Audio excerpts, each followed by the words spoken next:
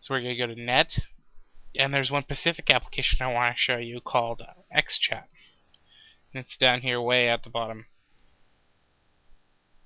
And we're going to go ahead and click Download.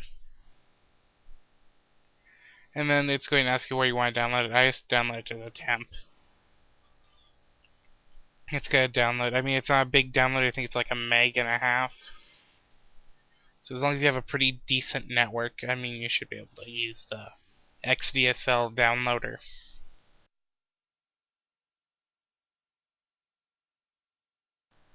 And I mean, these apps are pretty simple to do. I mean, there's tons of apps in there. You can just pick from almost whatever. So we're going to go ahead and run XChat, and we're going to actually go into the BSoD IRC chat room. If you've never been in there, I mean, maybe your computer goes down or whatever and you have XDSL and you need help from us to get it working. This would be a great alternative if you don't have another PC that you can get on IRC with. So you want to go ahead and set your nicknames. Refer to Mustang's IRC segment if you don't know how to use IRC at all. I think that was in episode 2 or 3 maybe. Don't quote me on that because I'm not exactly sure. We're going to go ahead and we're going to click New Server. And server name, we're just going to label this BSoD TV or whatever. It doesn't matter, and the server is irc.bsodirc.org. And you're going to leave the port the same, leave all of that the same. Go ahead and use the auto connect or don't. It doesn't matter. I'm going to go ahead and turn the proxy off and go to OK. And we're going to go ahead and connect to it.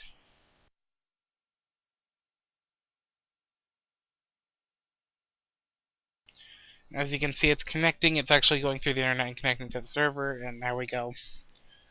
We are connected to the server. Now we're going to have to use the join command and join the room IRC or BSoD, which is the main chat room. And there you go. You can see everyone is logged in. You can type your messages in here and start chatting right off.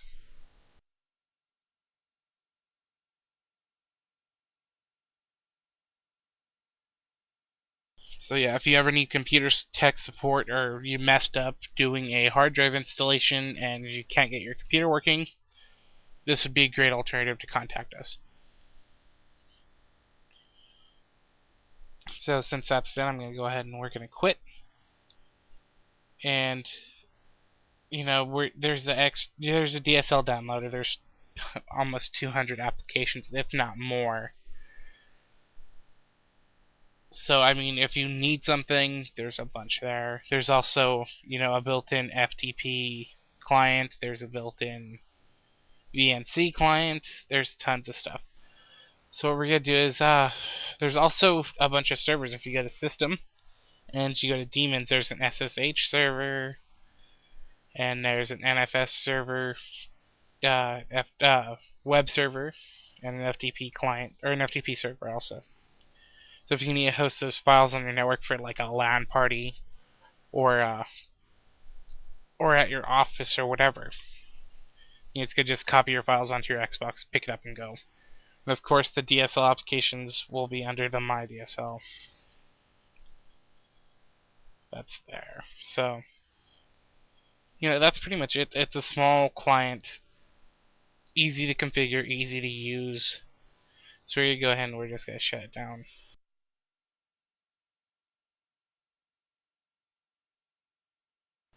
And of course, it shuts down like any other Linux client.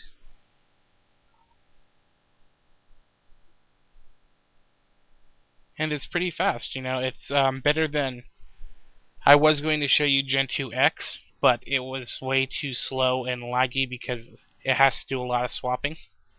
So now if you turn your Xbox back on, it's going to just come up like a normal Xbox. There's no... You can still use it as for its original functionality, play your games or watch videos or whatever. But now you can do Linux on it and browse the web. So I hope you liked my segment, and visit my website, www.codenamegamma.com, and check my tutorials for on how to do this installation, and check the show notes. This has been Codename Gamma, and have a wonderful day. In this segment, I'm going to show you how to use your radio scanner to intercept data. Here's my Bearcat BC700A scanner. What you're going to have to do is something called a discriminator mod. There's a chip inside here. If you remember my previous segment, there's a chip in here that'll basically discern between what is audio and what is static. What we need to do is we need to go and tap in before this filter chip called the discriminator, and bring an external connection to the outside of the case. So I'm going to go and give you an alternate view of what you have to do. Here's my scanner. I saved you the trouble of watching me unscrew boring screws, yippee skippy, and I take the cover off. Now there's a chip in here that's called the discriminator chip. Basically what it does is it's the actual audio filter that discerns static from actual radio signal. That chip is right here inside my unit. If you go on Google, I'll put this in the show notes, and you type in discriminator mod, you'll actually get a list of known discriminator chips and what pin you have to go and tie into. So I flip my unit over, and I soldered a wire onto the appropriate pin, and I soldered another wire to ground. Now you can use any kind of the RF shielding. You can use the negative wire on your power input, or you can actually just use the shielding itself over here. I then drilled a hole inside the case and mounted a standard headphone jack. This is relatively simple. Of course, as you see, there's a lot of unpopulated space in here. If you're using a radio like my Pro 95, you're not going to have much room to do that. And of course, newer radios are going to have smaller outline chips, so you might want to go and open up your radio and check out the size of all the components inside and have some decent soldering skills. Although, if you saw episode 2 and you've been practicing your soldering, by now you should be more than adequate enough to do this mod. Now, to get the data to your computer, there's two ways of doing it. You can either hook a headphone jack or whatever connector you decide to use from here into your audio card and basically spit out the unfiltered, unedited raw audio to your sound card and use an application that uses that audio and processes it. Or what you can do is create a circuit that'll plug into here and take the raw audio and turn it into actual binary data. I'm going to show you the method of hooking it into your audio card because it's relatively a no-brainer and it's relatively supported nowadays. So I'm going to go put my scanner back together and I'm going to show you the PC side. PDW is software used to decode pagers. You might think not too many people use pagers nowadays, but a lot of hospitals do. First thing you have to do is go to your interface and set up your audio properties. You have to select the recording controls and then select whether you're using microphone or line input. Once you do that, you just have to adjust your audio levels to make sure you have a good audio input. Otherwise, you'll get corrupted data.